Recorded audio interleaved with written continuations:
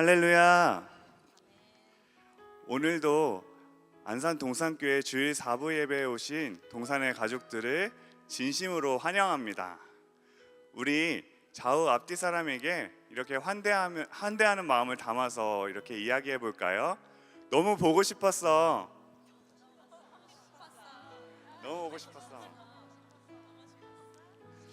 네, 5월 가정의 달을 지나면서 가족의 의미를 많이 생각해 보게 되는 것 같습니다. 특별히 저에게는 6개월 된 아이가 있는데요.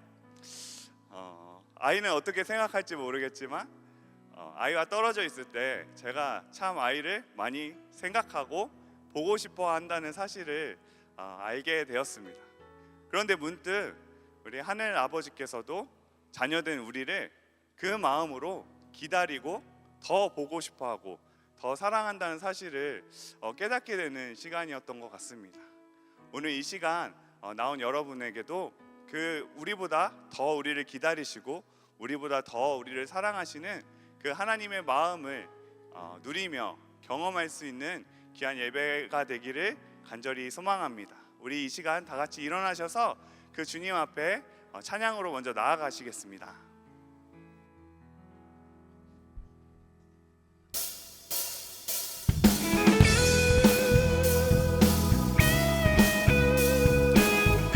우리가 주님을 찬양할 때 우리의 마음과 뜻을 다하여 주님을 찬양하길 원합니다. 우리 하실 수 있으면 우리 옆 사람과 함께 이렇게 해볼까요? 나는 주님을 찬양하리라. 새 노래로 주 찬양 찬양. 나는 주님을 찬양하리라. 새 노래로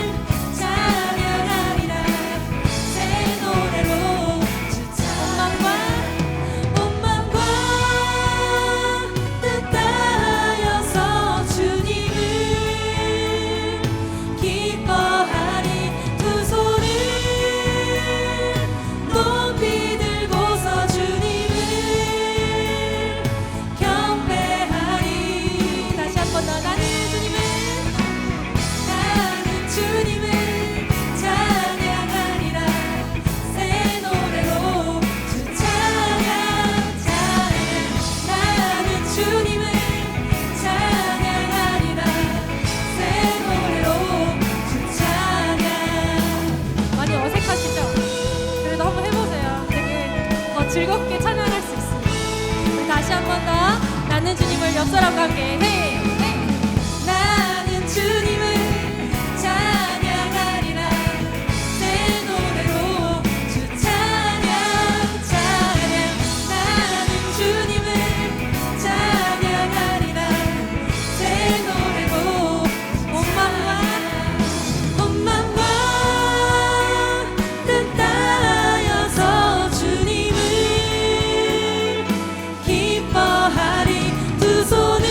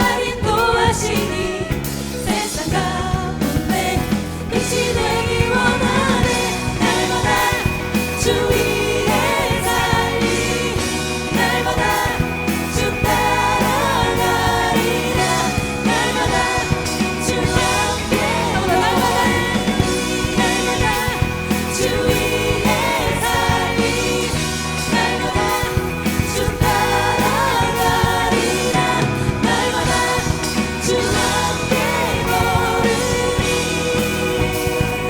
나 주만 위해 살겠네 나 주만 위해 살겠네 나 주만 위해 살겠네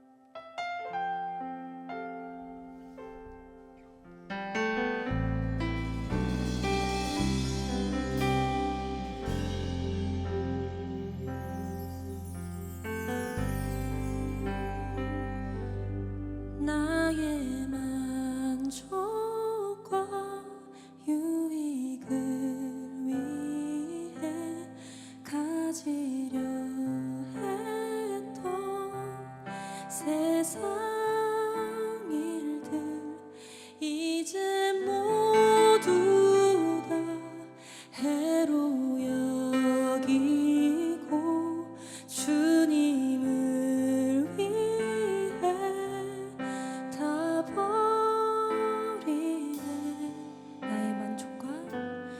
나의 만족과 유익을 위해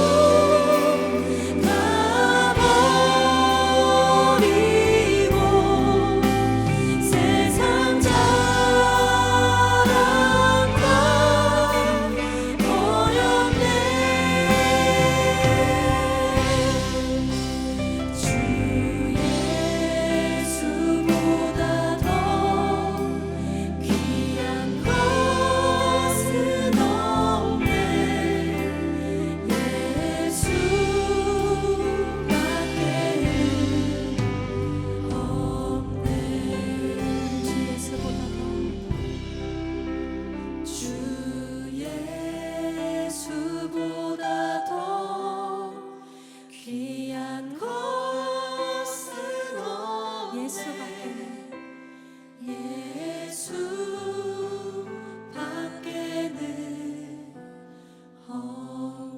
한 번 더 고백해 볼까요? 주 예수보다 더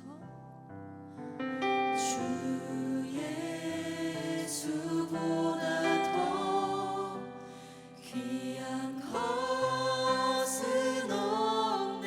예수밖에는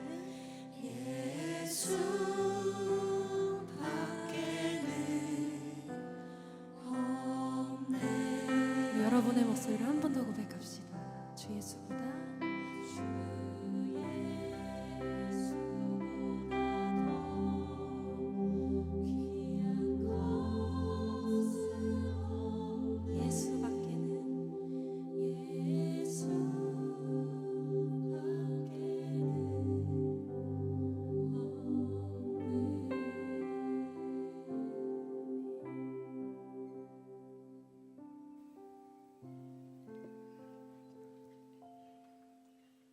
사랑하는 하나님, 오늘도 우리를 예배자로 불러주셔서 이 시간 이 자리에 나와 하나님의 이름을 찬양하고 예배할 수 있게 하심에 참 감사합니다. 이번 한 주도 하나님의 은혜로 각자의 자리에서 치열한 하루하루를 보냈습니다. 하지만 주님, 하나님이 불러주신 각자의 삶의 영역에서 형용할 수 없는 그 사랑을 이미 알고 있음에도 그것만으로 충분하다 고백하지 못했던 우리의 모습을 회개합니다. 세상의 가치에 쉽게 마음을 빼앗기고 흔들려 마주했던 모든 순간에 늘 동행하셨던 하나님을 기억하지 못했습니다. 모든 이름 위에 계심을 분명히 알고 있음에도 흔들려 넘어졌던 모습을 이 시간 회개하오니 주님 용서하여 주세요. 나보다 나를 사랑하시는 주님께 우리의 모든 마음을 맡깁니다. 하나님과 함께할 때 가장 행복한 우리의 마음을 지켜주세요. 오늘 예배를 통하여 하나님을 사랑하는 기쁨이 회복되길 기도합니다. 불완전한 우리의 인생이지만 완전하신 하나님 아는 사람으로 살아가게 하심이 얼마나 큰 은혜인지 그 절대적인 구원의 감격이 회복되는 예배되길 간절히 기도합니다. 이 자리에 하나님의 사랑이 나와는 상관없는 이야기처럼 느껴지는 이들이 있다면 오늘 이 시간 그 마음 깊은 곳까지 찾아가셔서 하나님이 누구신지 우리를 얼마나 사랑하시는지 분명히 알고 돌아가게 해주세요. 사랑하는 하나님, 특별히 대학 청년교구가 여름 선교를 준비하는 과정 중에 있습니다. 이 시간을 통하여 하나님의 사랑을 온 누리에 전하는 것이 얼마나 큰 기쁨인지 알게 하시고 다른 어떤 것보다 우리의 마음에, 우리의 공동체에 또 우리의 선교지에 오직 하나님의 임재를 가장 갈망하는 우리들 되게 해주세요. 우리를 복의 통로로 사용하시는 하나님의 일하심을 기대합니다. 또한 오늘의 예배의 모든 순서를 주님께 올려드립니다.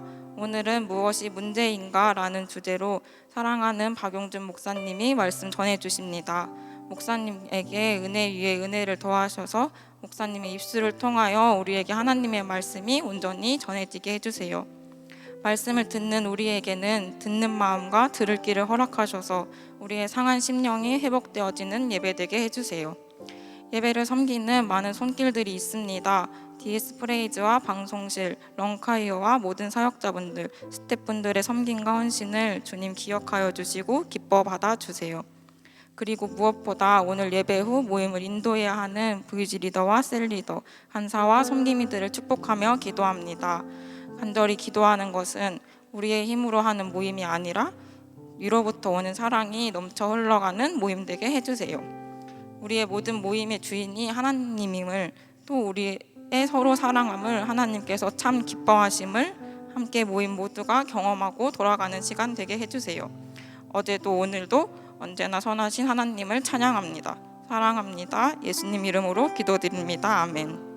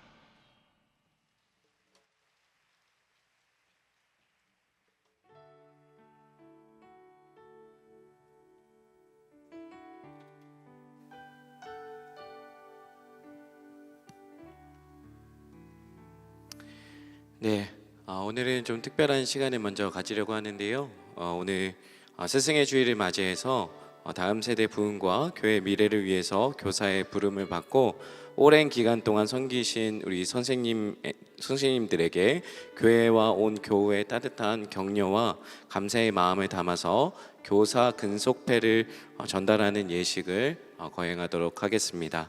23년도 스승의 주일에 40년 동안 근속하신 선생님이 2분 계시고요. 30년 동안 같이 교사로 하신 분 4분, 20년에 24분, 그리고 10년에 총 52분, 총 82명의 선생님께서 근속패를 전달 받으십니다.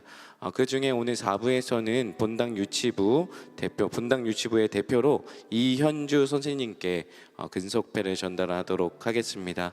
이미 올라가신데요. 우리 함께 나오실 때 큰 박수로 격려해 주시면 좋겠습니다. 환영하겠습니다.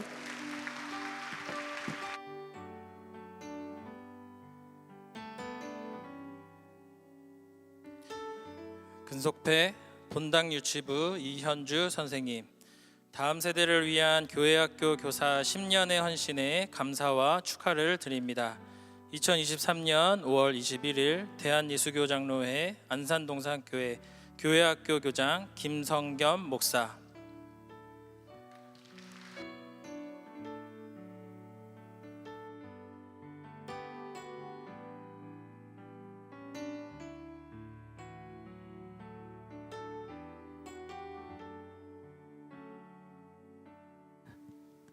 네, 교회학교와 사랑부 WM 교회학교로 섬기시는 모든 선생님들께 감사하는 마음으로 우리 함께 격려의 박수 부탁드리도록 하겠습니다.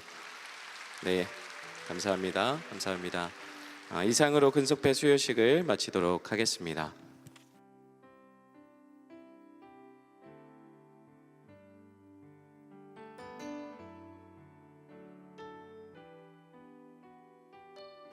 오늘 우리에게 주신 하나님 말씀은 누가복음 12장 13절에서 21절까지의 말씀입니다.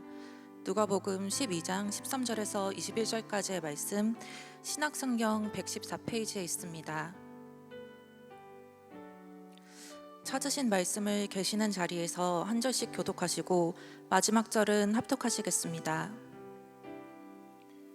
우리 중에 한 사람이 이르되 선생님 내 형을 명하여 유산을 나와 나누게 하소서 하니 이르시되 이 사람아 누가 나를 너희의 재판장이나 물건 나누는 자로 세웠느냐 하시고 그들에게 이르시되 삼가 모든 탐심을 물리치라 사람의 생명이 그 소유에 넉넉한 데 있지 아니하니라 하시고 또 비유로 그들에게 말하여 이르시되 한 부자가 그 밭에 소출이 풍성하매 심중에 생각하여 이르되 내가 곡식 쌓아둘 곳이 없으니 어찌할까 하고 또 이르되 내가 이렇게 하리라 내 곡간을 헐고 더 크게 짓고 내 모든 곡식과 물건을 거기 쌓아두리라 또 내가 내 영혼에게 이르되 영혼아 여러 해 쓸 물건을 많이 쌓아두었으니 평안히 쉬고 먹고 마시고 즐거워하자 하리라 하되 하나님은 이르시되 어리석은 자여 오늘 밤에 내 영혼을 도로 찾으리니 그러면 내 준비한 것이 누구의 것이 되겠느냐 하셨으니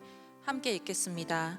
자기를 위하여 재물을 쌓아두고 하나님께 대하여 부여하지 못한 자가 이와 같으니라. 이제 박용준 목사님께서 나오셔서 무엇이 문제인가라는 제목으로 하나님 말씀 선포해 주시겠습니다.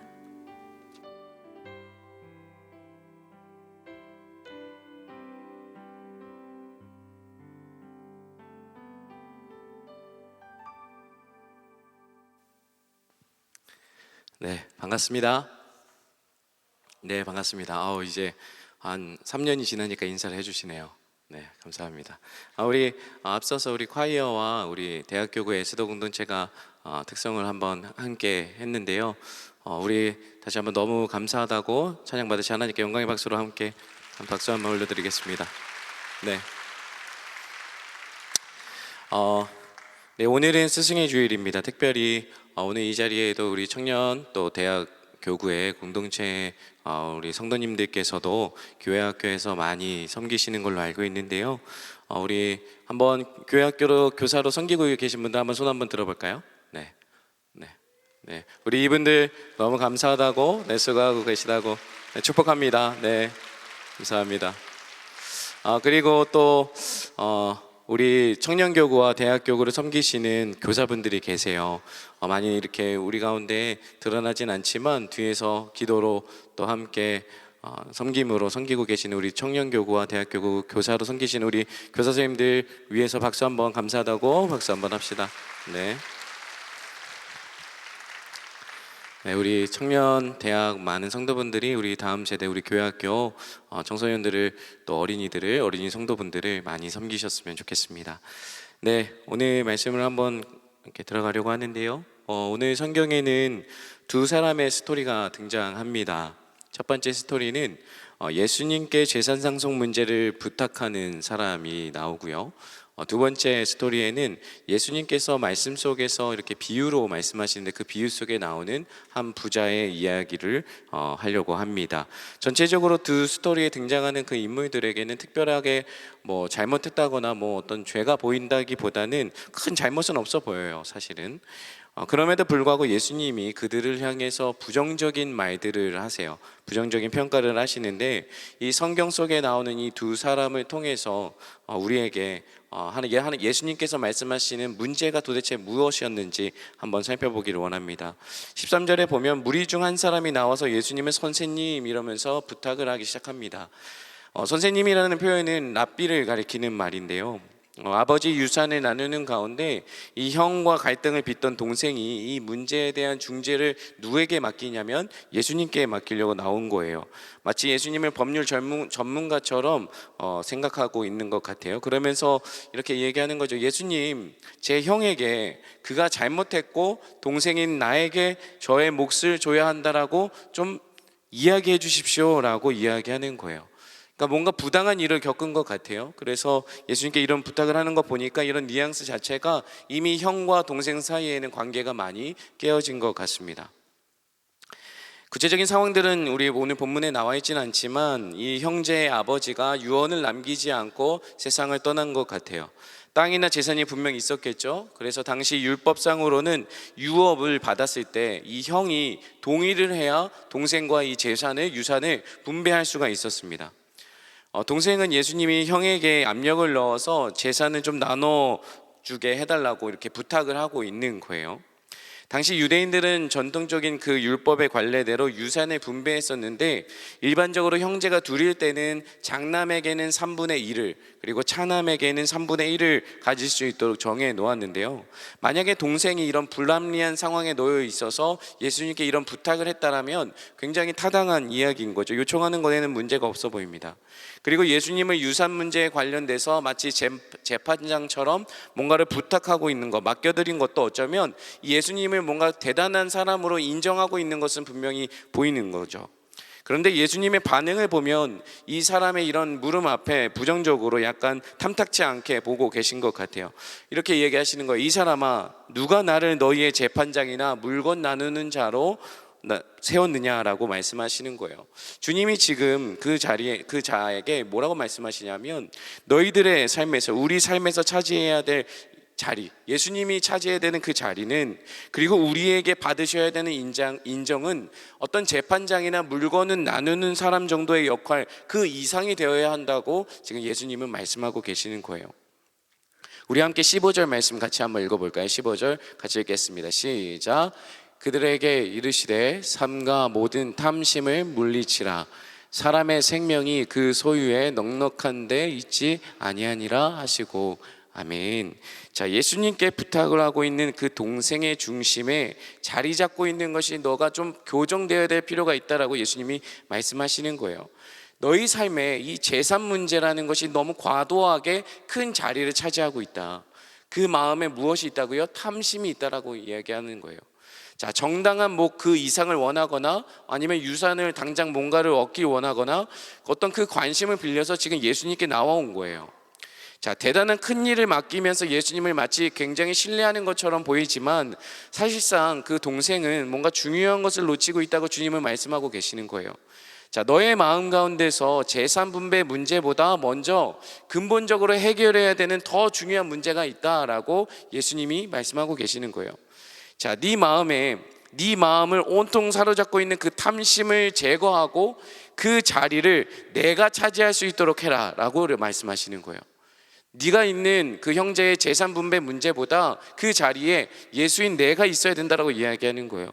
왜냐하면 자, 너의 친형과 관계가 파탄날 정도로 그토록 너가 얻어내야만 하는 그 재물, 그 재산을 구하는 마음의 중심을 예수님을 향한 마음으로 바꿔야 한다라고 말씀하시는 거예요. 그 탐심을 물리쳐야 한다라고 말씀하고 있는 거예요.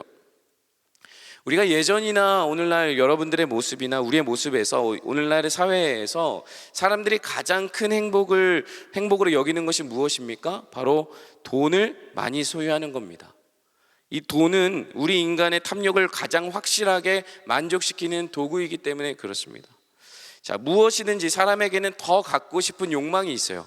더 갖고 싶어하는 욕망이 있는데 그것들 중에 돈이나 뭐 명예나 권력 뭐 이런 것들이 있겠죠. 그 중에서 가장 강력한 힘을 가지고 있는 것이 바로 이 돈입니다. 돈. 자, 이 탐심을 헬라어로 클레오넥시아라는 단어를 사용하는데요. 이 돈에 대한 통제되지 않는 욕망을 뜻하는 게 바로 이 탐심이라는 단어입니다. 자, 적당한 수준에서 만족하지 못하는 성격을 갖고 있는 것을 이야기하는데요. 예를 들어서 여러분들이 옷을 산다고 인터넷 쇼핑을 한다고 생각해 봅시다. 너무 예쁜 티셔츠를 사고 싶었는데 그 셔츠에 어울리는 바지가 그 밑에 연결되어 있어요. 셔츠를 샀더니 이 바지랑 꼭 매칭을 해야 될 것 같아서 이 바지까지 계획도 안 했는데 굳이 안 사도 되는 바지를 삽니다. 자, 티셔츠랑 바지를 샀더니 이상하게 양말이 좀 땡겨요. 양말이 색깔이 맞춰야 될 것 같아요. 양말을 또 사요. 양말을 샀더니 지금 내가 신고 있는 운동화나 구두에 맞지 않아요. 그러면 뭔가 신발까지 이렇게 사는 것 같죠. 인터넷 쇼핑은 참 적당히가 안 되는 것 같아요. 제가 어저께 티셔츠를 2개 살려다가 3개 샀거든요. 말씀에 적용하려고요. 네. 농담입니다. 사긴 샀어요. 네. 자, 구약에는 이 탐욕의 시험에 빠진 인물들이 많이 등장을 합니다. 민수기의 선지자 이 발람은 이스라엘 백성을 저주하는 대가로 재물에 눈이 멀어서 모압을 향해 가다가 나귀에게 책망을 받아요. 그럼에도 결국 이 모압 왕 발락에게 이스라엘을 범죄의 길로 들어서게 꿰게 되죠. 그리고 아간이라는 사람은 하나님의 명령을 어기고 그 성을 침략하고 취한 노획물을 빼돌려서 자기 집에 숨기는 죄를 범해서 아이성 전투에서 이스라엘을 패배의 길로 빠지게 합니다. 그리고 신약으로 넘어와서 베드로 앞에서 그 헌금 일부를 숨기고 거짓말을 하다가 그 자리에서 즉사한 아나니아와 삽비라의 이야기가 여기 있는 것이죠. 이처럼 인간의 욕망은 그 속성 자체로도 만족을 모르는 거예요. 그래도 늘 조금 덜을 외치는 것이고 이제 그만이라는 말을 할 수가 없게 만드는 것이 바로 이 탐심의 욕망입니다. 바울 사도는 이 탐심, 탐욕을 일만하게 뿌리라고 이야기하고 이 탐심을 우상숭배와 연결해서 이야기합니다. 탐욕과 우상숭배를 동일한 성산에서 봤다라는 거예요. 자, 우상숭배는 하나님의 백성을 언약 공동체에서 잘려나가게 하는 가장 강력한 죄이기도 합니다. 어떤 이유로 우리가 탐심을 우상숭배와 같은 죄악으로 보는 것일까요? 바로 재물을 탐하는 사람들에게 이 재물은 곧 하나님과 같은 동일한 힘을 가지고 있기 때문에 그래요. 돈은 엄청난 힘을 갖고 있습니다. 우리 존재의 삶을 지탱해 주기도 하고 마치 우리의 미래를 보장해 주는 것 같은 힘을 갖고 있어요. 그래서 사람들은 그 돈을 신뢰하고 그 돈을 의지하기도 합니다. 예전에 유퀴즈라는 프로그램에서 이 유재석과 조세호가 이제 일반인들과 만날 때 한 직장인이 나와서 한 대답이 큰 화제가 된 적이 있었는데요. 그때 질문이 이거였어요. 어떻게 하면 직장에 오래 다닐 수 있습니까? 라고 이렇게 질문을 던졌더니 그 게스트분이 뭐라고 얘기했는지 아십니까? 빚을 내면 된다라고 얘기했어요. 이야기하면서 이 빚이라는 게 직장인들에게는 평생 함께 가는 동반자와 같다. 함께 가는 영원히 함께 가는 친구다라고 이야기를 해요. 벌써부터 이렇게 웃으시는 분들이 있는데 또 그 다음에 이제 퇴사를 언제 생각하시냐, 퇴사를 생각하냐라는 질문에는 그분이 뭐라고 대답했냐면 월급이라는 금융 치료를 받으면 퇴사 욕구가 사라집니다라고 이야기를 했어요. 동의하십니까? 그래요. 마음으로 아멘 외치신 걸로. 자. 이처럼 우리에게 이 돈, 재물, 우리에게는 이런 돈, 재물이 안정감을 줍니다. 평안함을 주고 때로는 이 미래를 보장해 주는 것 같은 든든한 약속과 같은 거죠. 또 일상생활에서 어떤 어려운 일을 만나도 이 돈만 있으면 사실 큰 어려움은 겪지 않고 해결할 수 있는 편리한 수단이 되기도 합니다. 우리는 마치 하나님을 의지하듯이 이렇게 재물, 돈을 의지하고 급한 일을 만날 때마다 더더욱이 하나님이 아닌 돈을 의지하고 돈을 떠올리고 그 돈의 힘을 빌리려고 할 때가 참 많이 있어요. 그래서 예수님께서 이 탐심을 물리쳐야 한다라고 말씀하시면서 우리가 그것과 더불어서 매우 적극적인 씨름을 해야 한다라는 것을 어떤 비유를 통해서 말씀하시는데, 오늘 나오는 한 부자의 이야기, 그 비유를 들어서 설명하시는 거예요. 그 비유가 16절부터 19절까지 나오는데요. 한 부자가 있습니다. 한 부자가 있는데요. 그 밭에서 굉장한 큰 소출이 났습니다. 굉장히 큰 열매들이 많고 큰 소출을 거두어서 그 사람이 밭에서 큰 소출을 얻었다라는 것은 뭐예요? 그 사람이 열심히 일을 했다라는 거예요. 열심히 일을 했습니다. 그리고 그 밭을 경작하는 일에 지혜롭게 모든 일을 행했기 때문에 소출이 굉장히 많았겠죠. 그는 열심히 일했고 지혜롭게 일했습니다. 그래서 일에서 풍성한 소출을 걷는데 그치지 않고 그것을 잘 관리하는 사람이었어요. 자, 곡식을 잘 저장했어요. 이제 풍성해지니까 이제 곡식을 잘 저장해야 되죠. 보관해야 되는데, 이 말은 뭐냐면 이 풍성한 소출을 그 해에 규모 없이 다 소비하고 먹어버리고 허비하는 것이 아니라 장기적인 안목을 가지고 잘 관리해야 될 필요성을 잘 아는 계산적인 사람이었어요. 지혜로운 사람이었다고요. 자, 우리 한번 18절 한번 읽어볼까요? 18절 같이 읽어보겠습니다. 시작. 내가 이렇게 하리라. 내 곡간을 헐고 더 크게 짓고 내 모든 곡식과 물건을 거기 쌓아두리라. 자, 우리가 우리의 시선으로 한번 보면 이 사람이 뭐가 잘못됐나요? 잘못된 거 없어 보입니다. 현재 갖고 있는 곡간이 부족하니까 그 곡간을 헐고 더 크게 짓자는 거예요. 자, 곡간을 헐고 다시 짓는 것도 쉬운 일은 아니죠. 그러나 더 장기적으로 봤을 때 장기적인 더 이익을 취하기 위해서 투자도 할 수 있었던 사람이고, 현재 가진 것들을 변화시킬 수 있는 굉장히 지혜로운 사람이에요. 그렇다고 이런 수익을 얻어가는 데 있어서 어떤 불법적으로나 부당 이익을 취한 것도 아닙니다. 자, 곡간을 허물고 다시 짓게 되는 그 땅도 아마도 자기 땅인 것 같아요. 자, 내가 거둔 곡식과 물건을 쌓아두기 충분하기 위한 현재의 곡간을 허물고 더 큰 새 곡간을 짓자고 이야기하는 것, 더 큰 새 곡간을 짓자고 하는 것은 굉장히 당연한 방법, 당연하게 준비해야 되는 거예요. 이처럼 이 농부는 이 부자는 경영과 관리에 철저하게 사용하면서 여러 해 쓸 물건을 많이 쌓아두면서 또 모으기만 하는 사람은 또 아니었어요. 잘 이것을 분배하고 이것을 계획하고 이것을 잘 관리했지만 또 그것을 모으기만 하는 사람이 아니라 평안히 쉬고 먹고 마시고 즐길 줄 아는 사람이었어요. 오늘날로 말하면 워라밸을 잘하는 사람이에요. 일도 잘하고 자기의 생활도 잘 갖고 또 체계적이고 굉장히 자연스럽고 성공적인 삶을 살아가는 거예요. 왜냐하면 이 사람은 지금 누군가에게 피해를 주지도 않았고 생산성과 효율성도 굉장히 좋고 많은 성취를 얻는 삶입니다. 그리고 현재적으로 다 낭비하고 탕진하는 삶이 아니라 저축도 하고 미래를 대비하는 삶을 살 수 있었던 사람이에요. 관리할 줄 아는 사람이었다고요. 그러면서 적당히 즐길 줄도 아는 사람이었습니다. 뭐가 부족합니까? 너무 잘하는 사람 아니에요. 우리가 봤을 때는 굉장히 성공적인 삶처럼 보입니다. 그러나 오늘 예수님이 이 부자를 향한 평가는 20절에 보면 하나님은 이르시되 어리석은 자여라고 이야기합니다. 어리석은 자여. 자, 부자를 향해서 지금 주님이 뭐라고 말씀하시냐면 너 어리석다라고 이야기해요. 도대체 뭐가 어리석은 걸까요? 우리 부자의 어리석음 4가지를 한번 살펴보겠는데요. 첫 번째, 이 부자는 자신의 재물로 하나님을 대체하려고 하고 있는 거예요. 자, 소출이 크게 늘어났습니다. 어느 해에 부자는 곡간을 더 크게 짓고 곡식을 쌓아둠으로써 자신의 미래와 노후를 보장받고 싶은 거예요. 자신의 영혼의 안전을 확보하고자 하는 거예요. 그런데 이 어리석은 부자는 재물이 자신을 구해주고 안전하게 지켜주리라 믿고 그것을 의지하기 시작했습니다. 이처럼 탐욕은 하나님을 재물로 대체하고 그 재물을 의지하고 섬기는 우상 숭배로 바뀌게 되어지는 거예요.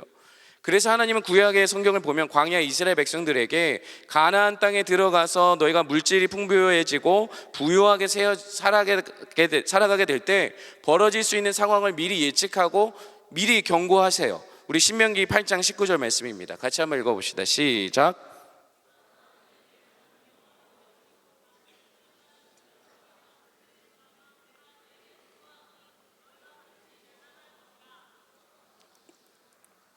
아멘. 천천히 읽으셔도 됩니다. 자, 탐욕에 이끌리면 결국 하나님으로부터 멀어질 위험성을 너무 잘 알고 계신 거예요. 그리고 탐욕은 곧장 하나님이 아닌 다른 신들을 섬기는 것으로 넘어간다, 우상 숭배로 이어진다라는 것을 이미 아시고 경고하셨던 거예요. 자, 사실 궁극적으로 이 돈 자체가 우리에게 우상이 되기도 하지만 사실은 이 돈을 통해서 무언가를 얻고자 하는 그것이 우상이 되는 거죠. 돈을 통해서 평안을 얻고 돈을 통해서 행복할 수 있다는 것을 믿는 것, 그리고 돈을 통해서 얻게 되어지는 그것이 바로 우리의 우상이 될 수 있는 것입니다. 예수님은 이렇게 말씀하셨어요. 마태복음 6장 19절에 너희를 위하여 보물을 땅에 쌓아두지 말라. 거기는 좀과 등록이 해하며 도둑이 구멍을 뚫고 도둑질하느니라. 아멘. 자, 이런 거예요. 자, 오늘 밤에 주님이 우리 영혼을 도로 찾으신다면 그토록 너희가 열망하면서 쌓아놨던 재물은 어떻게 되겠느냐라고 물으시는 거예요. 자, 돈이 많으면 평안이 있고 힘들지 않은 삶을 살 것 같지만 돈은 언제든지 사라질 수 있다는 겁니다. 돈은 영원하지 않다라는 거예요. 돈 없는 사람은 가지지 못함에 대해서 불안하고 돈 있는 사람은 늘 잃어버리게 될까 봐 전전긍긍한다라는 말입니다. 결국 얼마나 소유했고 얼마나 성공했든지 하나님과 이어진 생명이 아니라면 허무한 인생일 뿐이라는 겁니다. 자, 두 번째, 이 부자가 잘못하고 있는 거, 어리석은 평가를 받았던 두 번째 이유는 모든 것이 자신의 것이라고 생각하는 겁니다. 자, 우리 18절과 19절을 눈으로 한번 보면 내가 이렇게 하리라 이렇게 시작해서 계속 내 곡간, 내 모든 곡식, 내 물건, 19절에는 내 영혼, 계속해서 부자가 생각하기에는 자기의 모든 소유는 다 자기 것이라고 주장하고 있는 거예요. 다 자기 것이라고 착각하고 있는 거예요. 자, 20절에 하나님이 이 부자를 향해서 내 영혼을 도로 찾으리니 라고 말씀하세요. 자, 도로 찾겠다라는 의미는 무엇입니까? 주인이 따로 있다라는 거예요. 그 의미는 원래 내 것이다, 내 것을 너에게 빌려준 것이기 때문에 내가 도로 찾을 것이다 라고 말씀하고 있는 거예요. 자, 예수님이 말씀하시는 건 그 부자가 가진 모든 것들은 그의 것이 아니라 바로 하나님의 것이다 라고 말씀하고 있는 거예요. 근본적으로 이 부자는 자기 삶을 이해함에 있어서 자신이 청직이라는 사실을 깨닫지 못하고 있는 거예요. 그의 삶의 진정한 주권자이신 하나님이 그에게 맡기신 것이라는 것을 망각하고 있는 겁니다. 부자는 풍족해진 소출을 보면서 만족스러워했어요. 풍족해진 곡간을 바라보면서 이제 자신의 미래는 걱정이 없어진 것 같아요. 우리가 통장 계좌에 보면 잔고가 얼마 있고 지갑에 얼마가 있는 거에 따라서 우리의 그날의 하루의 태도가 좀 달라지는 것처럼 이 부자도 그랬던 거예요. 그러나 이 부자가 놓친 게 있어요. 무엇이냐면 내 삶의 주인은 누구인가? 내 삶의 진짜 주인은 누구인가? 이 질문이 이 부자에게 들려지고 던져지는 순간 그는 어리석은 자가 되었던 것입니다. 내 영혼을 도로 찾으리니, 우리의 생명은 내 소유로, 내 물질로 정의되고 보장되는 게 아니라는 겁니다. 내가 얼마짜리 차를 타고, 내가 몇 평의 집에 살고, 어느 대학에 다니며, 어느 연봉을 받고, 얼마나 많은 돈을 버느냐에 따라서 우리의 정체성이 결정되어지는 게 아니라는 것입니다. 우리의 영혼은 내 소유로, 내 재물로, 내 어떤 것으로 의해서 정의되어지거나 보장되어지는 게 아니라 생명의 주인이신 하나님과의 관계 안에서 보장되어져야 된다는 것을 지금 성경에서 이야기하고 있는 거예요. 사랑하는 성도 여러분, 여러분의 정체성은 어디서 옵니까? 여러분의 정체성은 하나님 안에서 오는 것입니까? 아니면 여러분들의 가진 소유로 통해서 정해지는 것입니까? 이것을 한번 기억해 보자라는 것이죠. 그리고 세 번째로는 만족할 줄 모르는 욕망입니다. 이 부자는 진짜 주인을 잊고 자기가 주인이 되자 만족할 줄 모르는 욕망을 폭주하고 있는 거예요. 이 부자는 지금 풍성한 추수를 거뒀어요. 추수한 곡식이 얼마나 많았는지 쌓아둘 곳이 없을 정도로 많았던 거예요. 자, 상상해 봅시다. 여러분들의 통장 잔고에 계속해서 숫자가 0이 뒤에 계속 붙는다고 생각해 보세요. 상상해 보자라는 거예요. 좋죠? 벌써 좋아요. 1, 10, 100, 1000, 만, 10만, 100만, 1000만 계속 올라간다고 생각해 보세요. 행복하죠? 저만 그렇습니까? 저만 그런 걸로. 자, 그래서 이 돈을 계속 한 통장에 두자니 불안하니까 여기저기 분산 투자를 하기 시작하는 겁니다. 적금도 들고 청약도 들고 여러 통장에 계속 나눠서 계속 쌓아두려는 고민을 할 거예요. 마찬가지로 이 부자도 지금 쌓아둘 곳이 없을 정도로 많은 곡식을 가졌습니다. 필요한 것보다 훨씬 많음에도 불구하고 그것을 혼자 다 가지려고 했던 거예요. 그 주변에는 아무도 없습니다. 그저 부자 혼자 어디다 지을까? 이 곡식을 어떻게 해야 다 보관할 수 있을까라고 고민하고 있는 거예요. 자, 필요한 것보다 훨씬 더 많이 있음에도 불구하고 만족할 줄 모르는 그 마음이 바로 탐심이라는 것입니다. 탐욕이라는 거예요. 자, 만족은 우리가 무언가를 많이 가져서 뭔가 많이 가졌을 때의 감정을 말하는 게 만족이 아닙니다. 아무리 많이 갖고 있어도 만족하지 못하는 사람이 있고요. 반면에 아무것도 없어도 그 아무것도 없음에 만족하는 사람이 있어요. 탐욕은 만족할 줄 모르는 욕망입니다. 그 이유는 만족하는 법을 배우지 못했기 때문에 그래요.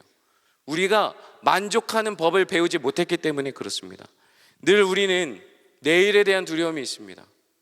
불확실한 미래에 대한 두려움, 더 많은 것을 가져야 된다는 그 두려움이 더 큰 곳간을 만들고자 하는 욕망이 생기고 거기에 내 곡식을 채우고 또 채우고 또 채우는 거예요. 우리가 돈을 사랑하고 의지하는 이유는 결국에는 미래에 대한 두려움입니다. 나중을 대비해서, 노후를 대비해서 어떻게든 이 약물고 버티고 견뎌서 돈을 모아두고 쌓아두어야만 안정적일 수 있다라고 생각하는 거예요. 물론 이 마음이 무조건 나쁘다고 할 수는 없을 것 같아요. 저축하고 모아두는 것은 굉장히 중요한 일입니다. 그러나 그것이 하나님의 자리를 대신하게 될 때 문제가 된다는 것입니다. 우리 히브리서 말씀 13장 5절 말씀 같이 한번 읽어볼까요? 시작. 돈을 사랑하지 말고 있는 바를 족할 줄을 알아. 그가 친히 말씀하시기를 내가 결코 너희를 버리지 아니하고 너희를 떠나지 아니하리라 하셨느니라. 아멘. 성경은 미래에 대해서 우리 보고 두려워하지 말라고 말씀하세요. 왜냐하면 주님께서 우리를 버리시지 않으시고 떠나지 않으시기 때문에 유한한 재물이 아니라 무한한 하나님의 사랑을 소유하는 것이 복되다라고 말씀하시는 겁니다. 믿으면 아멘 합시다. 선하신 하나님께서 내게 필요한 것을 다 아시고 넘치도록 채우시기 때문이에요. 만족은 우리가 가진 것들에 대해서 이 모든 것이 하나님의 은혜요 선물인 것을 인정하는 훈련에서 오는 것입니다. 만족은 우리의 느낌도 아니고요, 우리의 어떤 감각이 아니라 배우는 겁니다. 우리는 늘 비교하면서 내가 아무리 많이 가졌어도 나보다 조금 더 많이 가진 사람을 바라보면서 열등감에 빠지고 더 힘들어하는 사람들이 바로 우리예요. 내가 많이 가졌어도 나보다 한 개라도 더 많이 가진 사람이 보이면 불평이 있고 원망이 들고 이렇게 온갖 불만이 일어나는 게 바로 우리라는 것이죠. 사도 바울은 빌립보서 4장 11절에서 새 번역본으로 이렇게 이야기합니다. 내가 궁핍해서 이렇게 말하는 것이 아닙니다. 나는 어떤 처지에서도 스스로 만족하는 법을 배웠습니다 라고 이야기합니다. 바울은 감옥에서 이 편지를 썼는데요, 그 감옥에서도 만족하는 법을 배웠대요. 참된 만족은 언제 오는 겁니까? 내게 있는 모든 것이 하나님의 은혜요 하나님이 주신 선물임을 인정할 때다, 이런 거예요. 하나님이 주신 선물이구나, 하나님의 은혜이구나, 이것을 인정할 때 온다는 것이죠. 이걸 배운 사람만이 감사하고 만족할 수 있게 되는 거예요.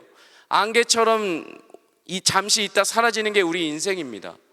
주님이 붙잡아 주시지 않으면 언제든지 넘어지는 게 우리예요. 그런데도 내가 주님을 의지하지 않고 내가 모은 돈을 의지하고 내가 지은 더 큰 곳간을 의지한다면 그것은 정말 어리석은 일이겠죠. 자, 마지막으로 네 번째, 나눔을 모르는 이기적인 부자예요. 제가 대학생 때 여름 단기 선교를 준비하고 있었어요. 그때 몽골로 가는 선교였는데 항공권을 예매해야 되는데 당시 비행기 값이 대략 한 50만 원 정도 넘었던 것 같아요. 사실 재정을 생각하지 않고 선교팀에 지원했기 때문에 뭐 이렇게 때가 돼서 예매를 해야 되는 때가 온 거예요. 그런데 돈이 없는 거죠. 그때 출발하기 3주 전이었기 때문에 좀 선교비 포함해서 한 70만 원, 80만 원 정도 드는 이 선교비를 감당할 수 없을 것 같아서 못 가겠다 싶어서 포기하려고 할 때 그 다음 주에 선교팀원 중 한 동생이 있었어요. 동생이 자기가 공장에서 일을 하고 있는데 그 공장 스케줄 때문에 이 선교를 가지 못하게 돼서 자기가 이 선교를 가기 위한 선교비 전액을 저에게 주겠다라는 거예요. 그리고 형이 대신 선교 가서 은혜를 받았으면 좋겠다라고 이야기해 주는 거죠. 자, 20대 초반에 한 7, 80대는 그 돈을 벌기도 쉽지 않았을 텐데 그 동생이 아무런 대가 없이 재정을 저에게 플로잉했다라는 거 정말 어려운 일 아닙니까? 근데 저도 몇 번을 거절하다가 서로 기도 가운데 하나님이 주신 응답이라는 것을 좀 서로 고백하게 되면서 제가 그 돈으로 선교를 은혜롭게 다녀왔던 경험이 있어요. 그때 선교 가운데 누렸던 그 기쁨과 감사는 저만 누린 게 아니라 그 돈을 저에게 플로잉해줬던 그 형제도, 그리고 함께 준비했던 공동체에도 큰 기쁨이 되었던 기억이 있습니다. 오늘 본문에 보면 이 부자가 많은 소출을 가지고 어디에 둘까 고민할 때 주변에 아무도 보이지 않습니다. 어느 누구와 의논하지도, 어느 누구를 고려하지도 않습니다. 율법으로는 밭에서 곡식을 벨 때 전부를 다 추수해가는 게 아니라 한 부분을 남겨두도록 하게 있어요. 추수할 곡식을 일부러 남겨둬요. 그러면 그 남겨둔 곡식을 지나가는 나그네나 고아나 과부가 그 남은 곡식을 가져다가 굶주린 배를 채우도록 율법으로 정해놓은 거죠. 그런데 이 부자는 지금 자기의 곳간을 더 크게 짓는 거예요. 남기지 않고 싹 다 내가 갖겠다라고 이야기하는 거예요. 나그네와 고아와 과부 같은 이웃들이 보이지 않는 겁니다. 결국 이웃사랑을 버리는 행위를 하고 있는 거예요. 자, 우리가 살아가는데 있어서 경제적으로 환산할 수 없는, 경제적인 가치로 환산할 수 없는 귀중한 것들이 너무나 많이 있습니다. 그게 무엇이냐면 가족들 간의 사랑이 있고요, 친구들과의 우정이 있고요, 이웃들 간의 나눔과 베품이 있고요, 공동체 안에 서로 사랑하는 거, 봉사하는 거, 섬기는 거, 이런 것들은 사실 돈으로 살 수 없는 가치들이 있는 거예요. 행복한 자산이죠. 그러나 돈을 추구하는 사람, 나누기를 싫어하는 사람, 혼자 다 갖겠다라고 말하는 욕망의 눈이 먼 사람에게는, 그 사람의 눈에게는 결코 이와 같은 것들이 보이지 않는 것입니다. 그래서 이 귀중한 것들을 누리지 못해요. 나눔의 기쁨을 몰라요. 나눔의 기쁨을 나누지 못하는 거죠. 시간과 물질과 봉사와 섬김과 나눔은 탐욕에 대항하는 가장 적극적인 행동입니다. 가난한 이들을 위해 움켜진 손을 펴고 주머니를 연다라는 것, 자신의 물질에 사로잡힌 노예가 아니라는 것을 증명하는 행위이기도 합니다. 남을 위해 자기 것을 떼는 행위는 결국에는 탐욕으로부터 자신을 떼어내는 행위라는 것을 믿으시기 바랍니다. 사랑하는 성도 여러분, 여러분들 손에는 무엇이 쥐어져 있습니까? 4세기 신학자 암브로시우스는 이런 이야기를 했습니다. 우리가 가지고 떠날 수 없는 것들은 우리 소유가 아니다. 우리가 베풀었던 궁율만이 우리를 따라올 뿐이다 라고 이야기했습니다. 우리가 돈을 가지고 하늘나라를 갈 수 있겠습니까? 아니면 여러분들이 모아놨던 어떤 귀한 것들을 여러분들이 죽었을 때 그걸 가지고 가겠습니까? 그게 아니라는 거예요. 결국 우리가 베풀었던 궁율만이 우리를 따라올 뿐이다 라고 이야기하는 거예요. 우리의 진정한 부요함은 재산에 있는 게 아니라 누군가에게 베풀었던 그 사랑과 궁율에 있다는 것을 기억하는 저와 여러분이 되기를 소망합니다. 여러분, 이제 곧 청년교구와 대학교구가 여름 선교를 갑니다. 그리고 코이노니아 미션으로 함께 선교를 떠났는데요, 선교를 보면 준비하는 사람만 하고 가는 사람만 준비하는 경우를 참 많이 보게 됩니다. 나는 안 가니까, 나는 관심 없으니까. 아니요 여러분, 이 선교는 공동체가 전부가 함께하는 선교입니다. 누군가는 가는 선교로, 누군가는 보내는 선교로, 물질로, 기도로, 후원으로, 섬김으로 함께 그 사랑과 긍휼을 흘려보내는 거예요. 특별히 이 코이노니아 미션은 캄보디아와 키르기스탄 그리고 안산 이 세 군데를 가는데요, 다음 세대 그리고 청장년, 우리 청년 대학교구 어른 세대, 교회 학교 할 것 없이 모든 성도들이 전 세대가 떠나는 선교예요. 그래서 많은 대학 청년분들이 참석하셔서 올 여름에 이 하나님의 그 복음의 역사, 그 사랑과 긍휼이 흘러가는 이 선교 가운데 함께 동참하게 되기를 주님의 이름으로 축복합니다. 여러분 꼭 한번 관심 가지고 한번 보세요.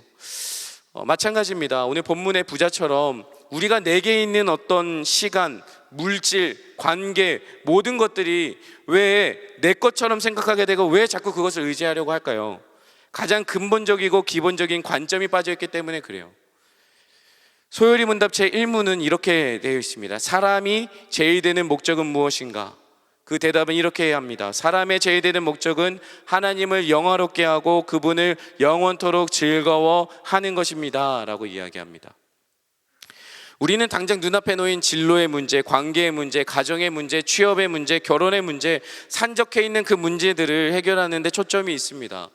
학업이든 그것이 진로이든 직장이든 내 직장에서 내 적성과 재능의 문제든 건강의 문제든 여러 가지 문제들이 마치 내 인생의 목적처럼 달려갈 때가 참 많이 있다고요. 우리 인생은 그냥 눈앞에 두세 걸음 앞에 있는 것들을 목적을 두고 살아갈 때가 참 많이 있어요. 그러나 하나님은 거기에 목적을 두고 살지 말라고 말씀하시는 거예요. 우리의 궁극적인 목적은 하나님과의 관계 안에서 그 목적들이 보여야 되는 거예요. 만약 그분과의 관계 안에서 재정, 관계, 건강, 진로 모든 게 해석되지 않는다면 결국에는 우리의 생각과 우리의 판단 안에서 내 한계 안에서 고민되어져 버리면 결국 우리는 이 부자의 비유에 나오는 이 부자처럼 어리석은 자라는 평가를 받게 되는 것입니다. 사랑하는 여러분, 하나님께서 자리 잡고 계셔야 할 우리의 중심된 질문은 무엇이냐면 여러분들이 매일매일 돈을 쓰고 저축하고 돈을 벌 때 항상 기억해야 되는 질문은 이겁니다. 내 인생의 목적은 무엇인가? 하나님이 계셔야 될 그 자리에 무언가가 대체되어 있다면, 무언가로 바꿔져 있다면 여러분들 그 욕망을, 그 엉뚱한 대상을 치워버려야 되는 거예요. 우리 20절 같이 다시 한번 읽어볼까요? 20절 같이 읽어봅시다. 시작. 어리석은 자여, 오늘 밤에 내 영혼을 도로 찾으리니 그러면 내 준비한 것이 누구의 것이 되겠느냐 하셨으니. 아멘. 주님은 부자에게 물으셨어요.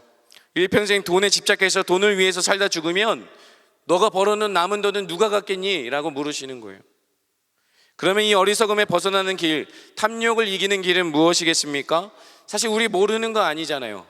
사실 우리 모르는 거 아닙니다. 이 돈이 전부가 아니라는 거 모르는 사람 아무도 없습니다. 그러나 현실에서는 돈이 전부인 것 같은 일들이 너무 많으니까 우리가 혼돈하는 거예요. 어려운 거예요. 어쨌든 우리가 이 재물로 안전을 얻으려는 마음은 오히려 더 많은 재물을 얻으려고 하는 끝없는 목마름을 일으킬 때가 참 많이 있다는 것입니다. 사랑하는 여러분, 본래 인간의 출발은 어디서부터 시작됐냐면 하나님으로부터 시작됐어요. 하나님이라는 안정된 터 위에서 시작됐다고요. 하나님을 갈망하도록 본래 창조된 인간들입니다. 하나님으로 말미암은 인생은 하나님의 안정된 터 위에 있을 때 안전한 거예요. 그런데 그 터 위를 벗어나 떨어져 있는 한 우리는 불안전할 수밖에 없는 것이죠. 신앙의 본질은 무엇이냐면 내가 무엇을 갈망하고 있는가입니다. 내가 교회에 왔나? 내가 오늘 예배를 드렸나 안 드렸나가 아니라 내가 무엇을 갈망하고 있는가? 내가 무엇을 갈망하며 예배하고 있는가? 내가 무엇을 갈망하면서 기도하고 있는가? 내가 무엇을 갈망하면서 내가 이렇게 셀 생활을 하고 내가 공동체 생활을 하는가? 우리를 하나님의 형상을 닮은 존재로 창조하셨고 우리는 하나님으로부터만 참된 만족과 평안을 얻을 수 있습니다. 하나님이야말로 우리 인생의 최고의 목적이 되어주시는 것이죠. 우리는 영원하지 않지만 그분은 영원하기에 진정한 목적이 그분 안에 있다라는 것입니다. 믿으면 아멘 합시다. 우리 안에 목적을, 우리 안에 이유는 찾을 수 없습니다. 우리의 삶의 목적은 우리 안에서 찾는 게 아니에요. 그분 안에서만 찾는 거예요. 이 땅에 내 곳간을 더 크게 짓는 게 아니라 하나님의 안정된 터 위에 우리 인생의 토대를 세우는 게 너무 중요하다는 말입니다. 이제 말씀을 맺겠습니다. 인간은 어떤 물질로도 만족할 수 없습니다. 이걸 사면 또 저걸 사고 싶고, 이걸 가지면 저걸 사고 싶고, 이만큼 벌었으면 더 많이 벌고 싶은 게 우리예요. 인간은 하나님으로 채워질 때 비로소 만족을 얻는 존재입니다. 그렇기 때문에 우리는 그분께 돌아가기 전까지는 이 세상에 얼마나 더 좋은 것을 찾을까, 거기를 얼마나 더 소유하려고 할까, 이 싸움밖에 살 수밖에 없는 거예요. 결국 이 탐욕을 이기는 길, 이 탐욕을 이기는 해답은 오직 인간의 영원한 방패가 되시고 피할 요새가 되시는 하나님 안에 있다라는 것입니다. 인간은 전능하신 하나님으로 자신을 채우고 하나님의 보호 아래 있을 때에만 궁극적인 안전을 누릴 수 있는 것이고, 이것이 탐욕을 이기는 방법이고 탐욕을 해결하는 근원적인 해결 방법이라는 것입니다. 인생의 영원한 거처이신 하나님께 소망을 두고 우리의 최고의 목적이신 하나님만을 갈망하고 추구하는 것, 그것이 탐욕을 이기는 가장 좋은 방법이라는 거예요. 우리 21절 같이 한번 읽어볼까요? 21절 같이 읽어봅시다. 시작.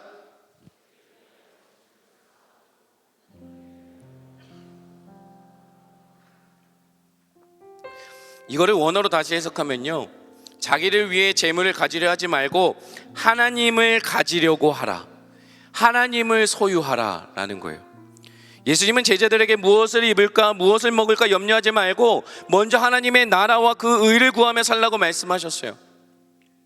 재물이 아니라 하나님을 더 우선시하고 하나님을 의지하고 살면 하나님이 친히 그의 백성들에게 의식주에 필요한 모든 것을 주실 뿐만 아니라 그 외에 모든 것까지 더하여 주신다고 약속하셨다는 거예요.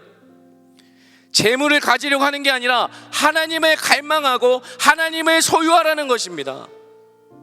하나님을 소유한다는 건 뭐예요? 하나님은 한계와 결핍과 죄로 인한 사망 가운데 있는 우리에게 하나님 자신을 내어주셨어요. 하나님을 소유한다는 것은 우리의 힘이나 우리의 지혜가 필요하지 않습니다. 하나님을 소유하기 위해서 우리가 지불해야 되는 대가가 아무것도 없다는 거예요. 오직 하나님의 아들이신 예수님께서 자신의 몸으로 모든 대가 지불을 하셨고 우리를 자신의 피로 사셔서 그분의 자녀로 그분의 소유로 삼아 주셨다는 거예요. 그리고 우리의 역할은 뭐예요? 그 예수 그리스도를 믿는 것입니다. 그분을 내 인생의 주인으로 믿는 거예요. 하나님이 우리에게 예수님을 주셨어요. 전부를 주셨어요. 그럼 우리에게 부족한 게 뭐가 있습니까, 여러분? 부족한 게 없는 거예요. 우리는 부유한 자입니다. 우리는 가진 것이 없어도 부유한 자라고 자랑할 수 있는 거예요. 결국 21절의 핵심은 네가 가지고 있는 걸로 부자가 되지 말고 하나님을 소유하고 그분의 자녀가 되어서 그분의 모든 것을 소유하고 누리라고 말씀하시는 거예요. 나의 것이 다 너의 것이야. 내가 가진 것, 내가 이룬 것, 내가 창조한 모든 것이 다 너의 것이야. 레위기 26장 12절에 나는 너희 중에 행하여 너희의 하나님이 되고 너희는 내 백성이 될 것이라. 사랑하는 여러분, 하나님께서 저와 여러분에게 가장 값비싼 대가를 치르시면서까지 자신의 전부를 내어주셨습니다. 근데 우리는 살면서 눈앞에 있는 게 전부인 것처럼, 마치 내가 가지고 있는 게 전부인 것처럼 그걸 움켜쥐면서 사는 거예요. 하나님이 전부를 주셨는데도 우리 자꾸 뭔가를 찾아요. 그리고 때로는 가진 게 없어서 비관하면서 열등감하면서 하나님을 원망해요. 그런데 주님은 우리에게 약속하셨어요. 나는 너희의 하나님이 되고 너희는 내 백성이 될 것이니라. 여러분, 이거면 충분한 거 아닙니까? 이거면 충분한 거 아니에요? 우리는 완전하지 그분을 갈망하면서 그분을 소유한 자로 동행하면서 살아갈 때 주님으로만 채워지는 것, 주님으로만 가장 완전한 그 충만과 평안을 경험하는 거예요. 사랑하는 주의 청년 여러분, 무엇을 위해 그렇게 열심히 살아가십니까? 다시 한번 우리의 출발점을 다시 한번 돌아보자고요. 무엇을 위해 그렇게 가지려고 하십니까? 무엇을 위해 그것을 이루려고 하십니까? 하나님이 오늘 여러분들에게 물으시는 거예요. 너의 주인은 누구니? 오늘도 하나님 한 분만으로 만족하고 감사하며 하나님을 영원토록 즐거워하면서 참된 만족과 평안을 누리는 저와 여러분이 되기를 주님의 이름으로 축복합니다. 우리 같이 자리에 일어나서 찬양하면서 기도하겠습니다. 같이 일어나겠습니다. 예수님만을 더욱 사랑 날이 갈수록 더욱 사랑 고난이 와도 더욱 사랑 내 삶의 고백 더욱 사랑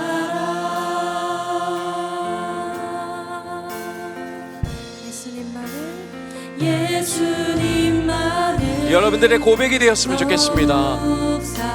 아멘, 아멘. 그렇습니다. 주님, 주님을 더욱 사랑하기 원합니다. 아멘, 아멘.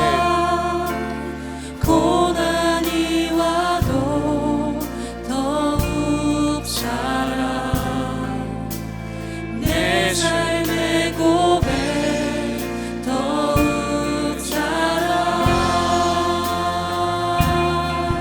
주님 한 찬양해 볼까요? 여러분들의 믿음의 고백이 되기 원합니다. 아멘, 아멘. 그렇습니다, 주님. 여러분들의 고백이 되셔야 합니다.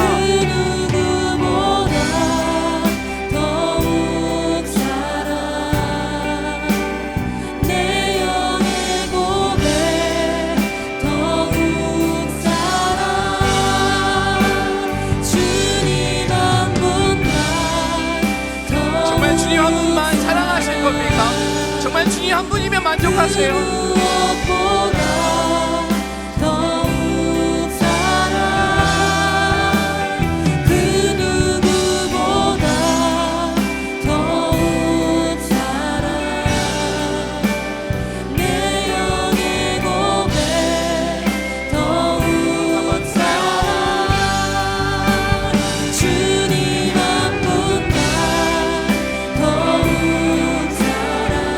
저와 여러분의 변함없는 고백이 되길 원합니다.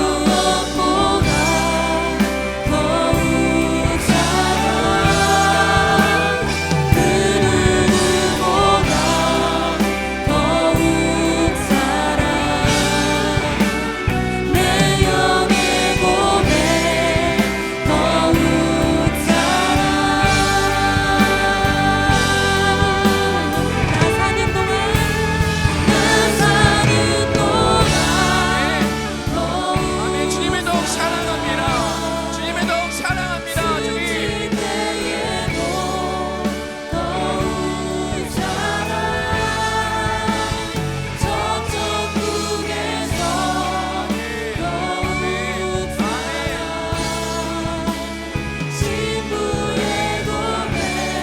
우리 마지막으로 한 번만 더요.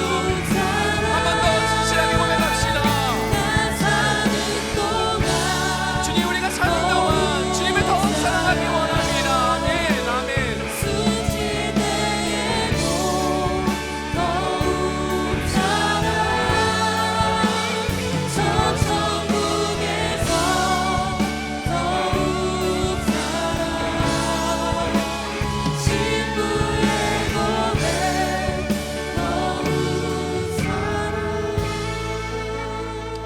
사랑하는 여러분, 하나님이 물으세요.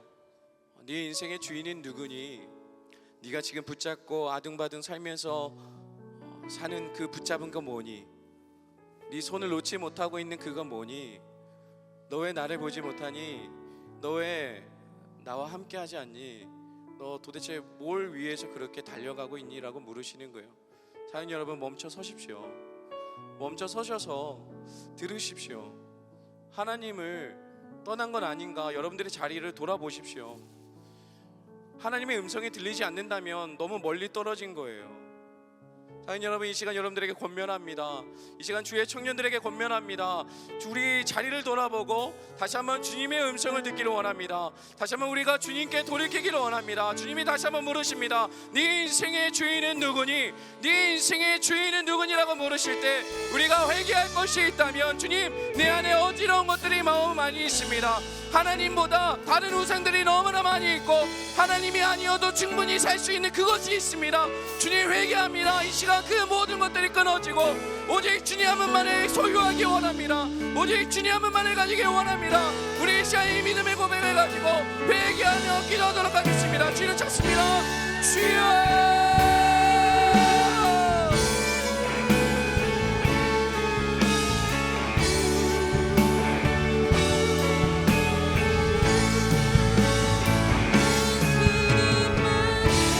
주님이 부르십니다. 주님 그렇습니다. 아멘. 주님 내가 헛된 발걸음을 보이지 않습니까? 내가 헛된 열심을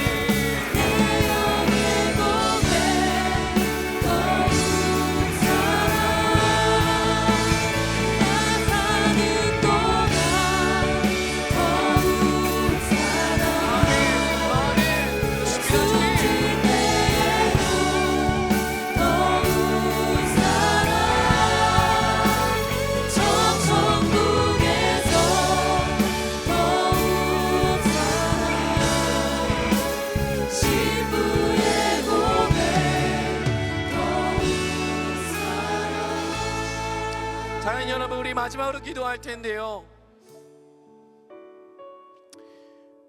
하나님이 여러분들을 너무 사랑하셔서 하나님 당신은 전부를 주셨습니다. 여러분들에게 어떤 대가나 보상을 바라신 것도 아니고 어떤 대단한 걸 요구하신 것도 아니라 그냥 여러분들을 사랑하기 때문에 전부를 주셨습니다. 여러분, 이 전부를 갖고 계십니까? 여러분, 예수님을 소유하고 계세요? 여러분들 예수님을 더욱 사랑하고 계십니까? 자, 여러분, 돈을 버는 게 잘못됐다라고 말씀드린 것도 아니고 돈을 저축하는 게 잘못됐다라고 말씀드린 게 아니라 여러분, 그 돈이 예수님을 대체하고 있다면 돌이키시라는 얘기예요. 그 돈이 예수님보다 중요하다면 우리 돌이켜야 된다라고 이야기한 거예요. 자, 여러분, 우리 마지막으로 기도할 때 이렇게 기도했으면 좋겠습니다. 내게 전부를 주신 나의 하나님 아버지를 내가 더욱더 사랑하기를 원합니다. 내가 이 세상에 어떤 것들이 내게 주어진다 할지라도 예수님을 더욱 사랑하기 원합니다. 내가 더욱더 하나님을 가지기 원하고 하나님을 구하기 원하고 하나님을 갈망하기 원합니다. 그것이 예배 가운데, 그것이 우리의 말씀 가운데, 그것이 우리의 기도 가운데 터져나가길 원하오니 주여, 우리의 영혼을 주여 다시 한번 건져 올려주셔서 하나님의 사랑 가운데, 하나님의 사랑 가운데 하나님 빠지게 하여 주시옵소서. 우리 시간 주님 한번 잡고 기도하도록 하겠습니다. 주님 찾습니다. 주여, 하나님, 그렇습니다. 우리가 하나님을 소유하기 원합니다. 예수님을 더욱 사랑하기 원합니다. 내가 가진 어떤 것보다, 내가 이루려고 하는 그 어떤 것보다 예수님을 더욱더 사랑하기 원합니다. 예수님을 더욱더 사랑하기 원합니다. 주님,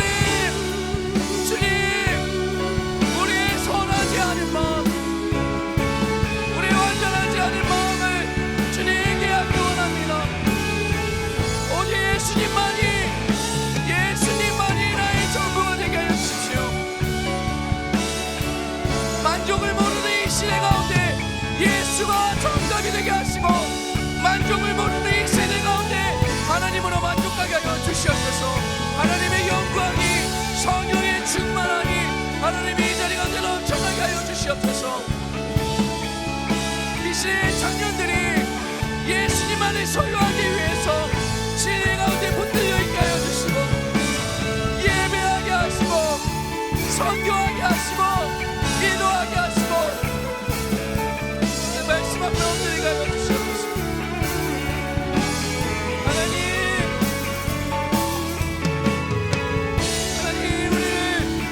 우리를 새롭게 하여 주시옵소서.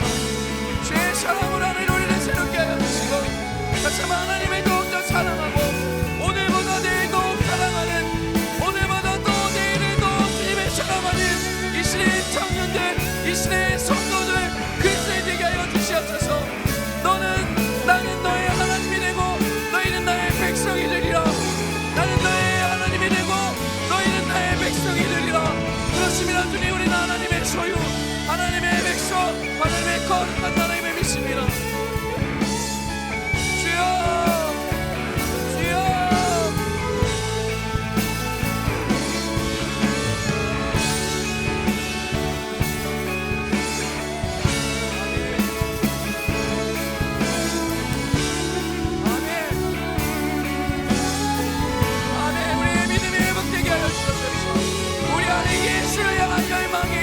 하나님을 향한 갈망이 터져나오게 하여 주시옵소서. 주여, 일하여 주시옵소서. 이 시대의 청년들에게 갈망함이 있게 하여 주시옵소서. 하나님을 향한 갈망을 회복되게 하여 주시옵소서. 아멘. 주님, 아멘. 그렇습니다. 하나님,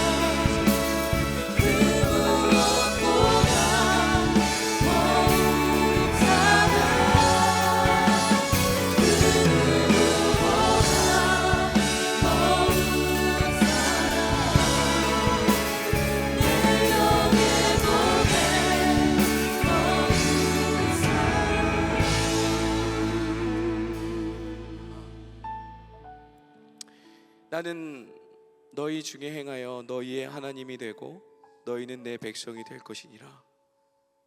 그렇습니다. 주님, 우리가 잊고 살고 있었던 것, 하나님은 우리의 하나님 되시고 우리는 하나님의 백성이라는 그 정체성을 잊고 살았습니다.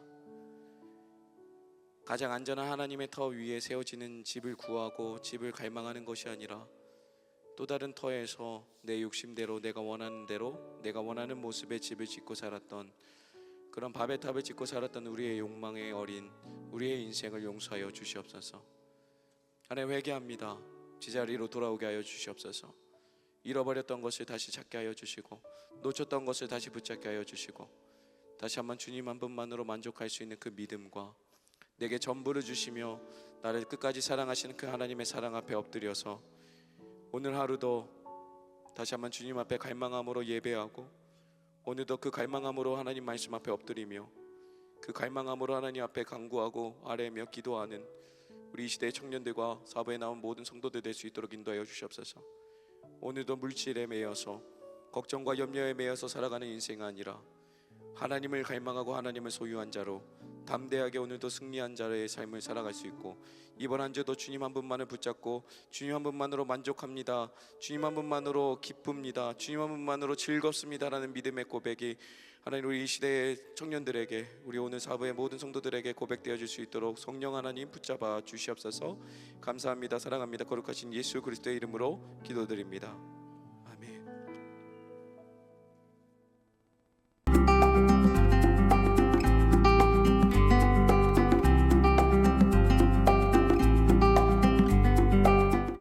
패밀리 아카데미를 통해서 나를 볼 수 있는 귀한 시간이었습니다. 저는 패밀리 아카데미를 통하여 저의 마음에 대해서 알게 되었습니다. 패밀리 아카데미 교육을 통해서 하나님이 나를 바라보시는 그 마음이 어떠한 것인지 돌아볼 수 있었고 그로 인하여 저의 존귀함을 느낄 수 있었습니다.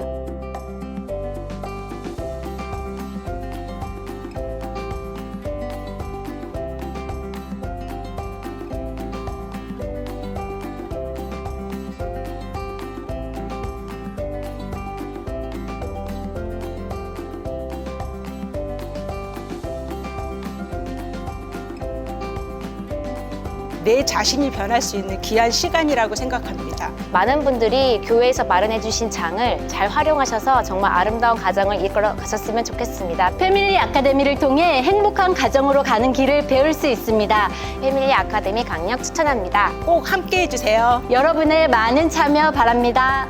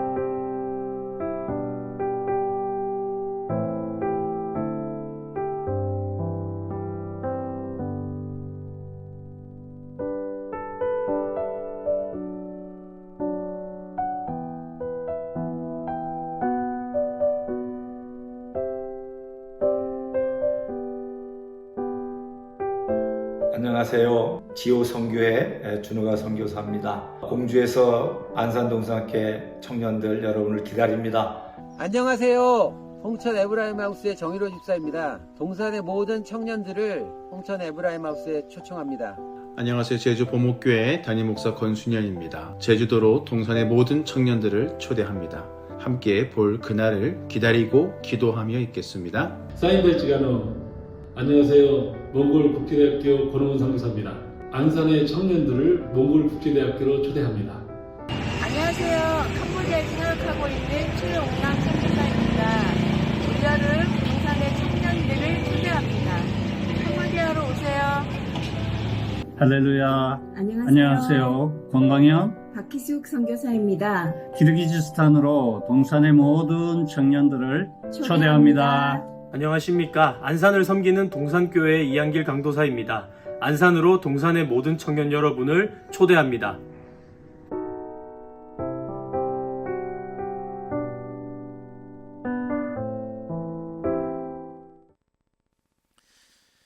영상에서 보신 바와 같이 패밀리 아카데미 리빙 코스가 대면, 외면, 비대면 가족, 믿음으로 이어지다 라는 주제로 6월 13일부터 27일까지 3주간 진행합니다.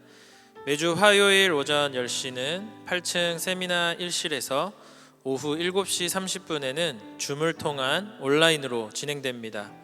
신청은 오늘부터 6월 3일 토요일까지 교회 홈페이지에서 선착순으로 받습니다. 성도님들의 관심과 적극적인 신청 부탁드립니다. 청년교구 더 팔로잉 선교팀을 모집합니다. 모집 기간은 5월 28일 주일까지입니다. 현재 몽골, 공주, 홍천은 마감되었습니다. 제주팀의 많은 신청 부탁드립니다. 더불어 코이노니아 미션 선교팀을 모집합니다. 코이노니아 미션은 서로 다른 사람들이 선교에 동참하여 앞서가시는 예수님을 따라가는 선교 여정입니다. 대상은 동산교회 모든 성도님으로 누구나 코이노니아 미션에 참여하실 수 있습니다. 선교지로 해외는 캄보디아, 키르기즈스탄이며 국내는 안산입니다. 신청은 주보에 나와 있는 QR코드로 등록하실 수 있습니다. 코이노니아 미션과 청년교구 더 팔로잉 선교팀에 관한 자세한 내용은 대학 청년교구 주보를 참조해 주시기 바랍니다. 성도님들의 많은 관심과 참여 부탁드립니다. 대학 청년연합 금요기도회인 어울림워십이 5월 26일 금요일 저녁 8시 본당 1층 큰수펄에서 있습니다.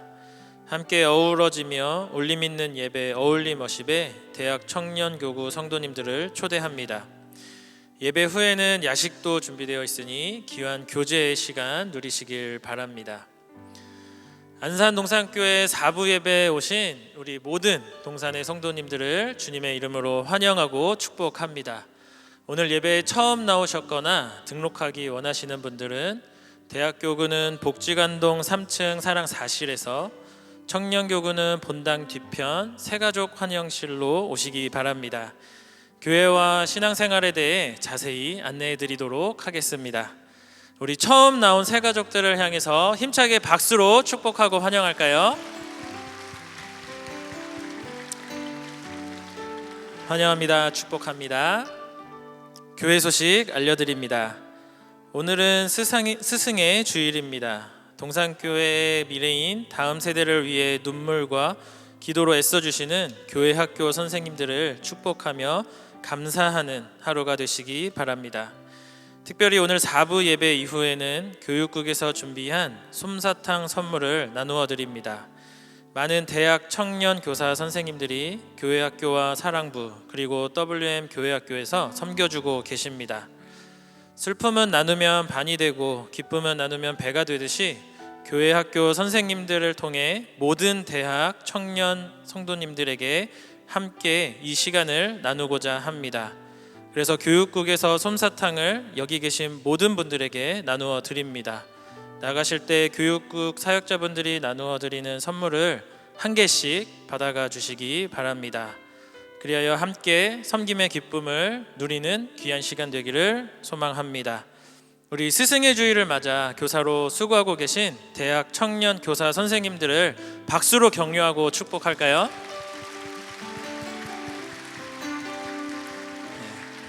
섬겨주셔서 감사합니다. 계속 광고하겠습니다. 상반기 사랑의 헌혈이 5월 28일 주일 오전 9시부터 오후 5시까지 진행합니다. 장소는 본당 1층 모두스퀘어와 학교 예배당 분수대 앞에서 있습니다. 생명을 살리는 일에 많은 성도님들의 참여 부탁드립니다. 황종식 목사님께서 5월 22일부터 6월 3일까지 안식월을 보내십니다. 유아 세례식이 6월 11일 주일 학교 예배당 1, 2부 예배 시에 있습니다. 신청은 오늘부터 27일 토요일까지 교회 홈페이지로 신청해 주시기 바랍니다. 세례 교육 및 자격에 관하여는 주보를 참고하시기 바랍니다. 키즈빌 오헬모헤드에서 함께 섬겨주실 3040 주일 봉사자를 모집합니다. 본당 안내실 직원 2분을 모집합니다. 자격 및 관련 사항은 주보를 참고하시고 교회를 섬기는 귀한 일에 적극적인 관심과 참여를 부탁드립니다.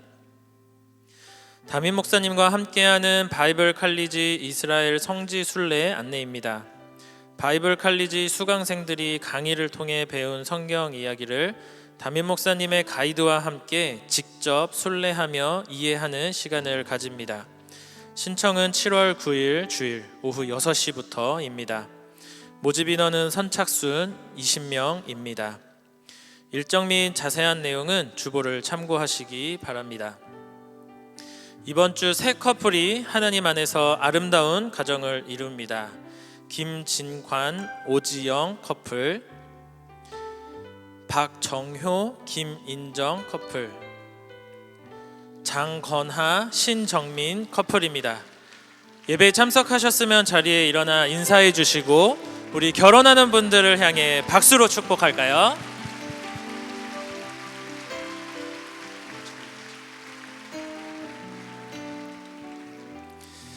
그 외 자세한 사항과 임명, 알림, 모집 등은 주보를 참고해 주시기 바랍니다. 이제 모두 자리에서 일어나셔서 은혜 베풀어 주신 하나님께 찬양으로 영광 올려드리도록 하겠습니다.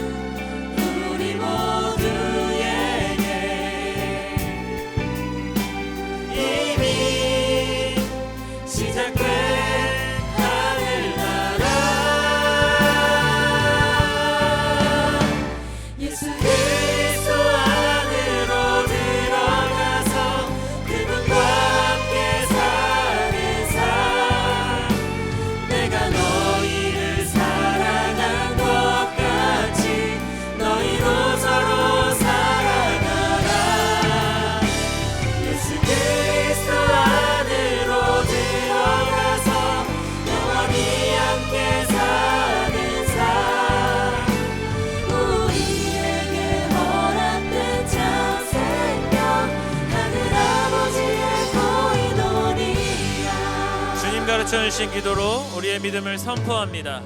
하늘에 계신 우리 아버지여, 이름이 거룩히 여김을 받으시오며 나라가 임하시오며 뜻이 하늘에서 이루어진 것 같이 땅에서도 이루어지이다.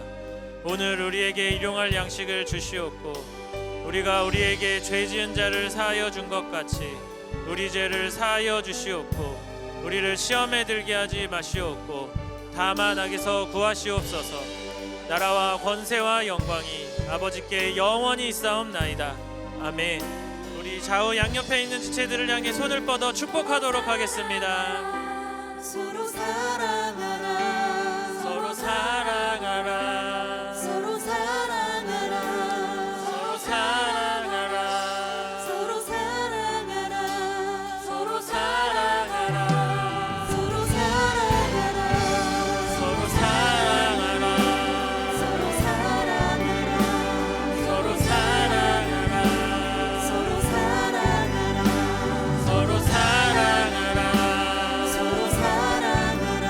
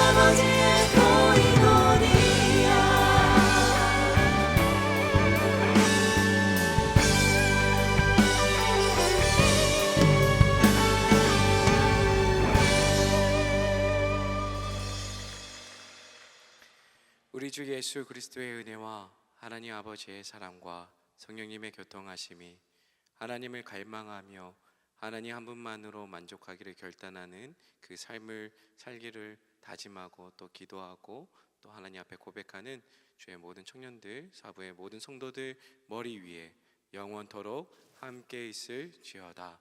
아멘.